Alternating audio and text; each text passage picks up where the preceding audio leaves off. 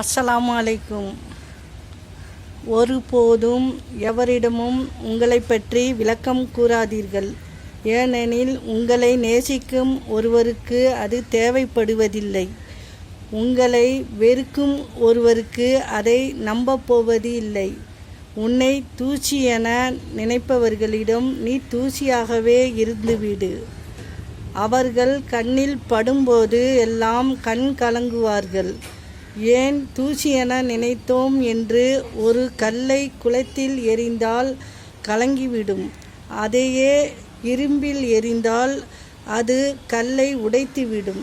நாமும் கலங்கும் குளமாக இல்லாமல் உடைக்கும் இரும்பாக இல்லாமல் நம்மை காயப்படுத்தும் சொல்லை யாரேனும் எரியும்போது அடுத்தவர்களுக்கு உண்மையாக இருக்க வேண்டும் என்று எண்ணுவதை விட நம் மனசாட்சிக்கு உண்மையாக இருந்தால் போதும். அஸ்ஸலாமு அலைக்கும்.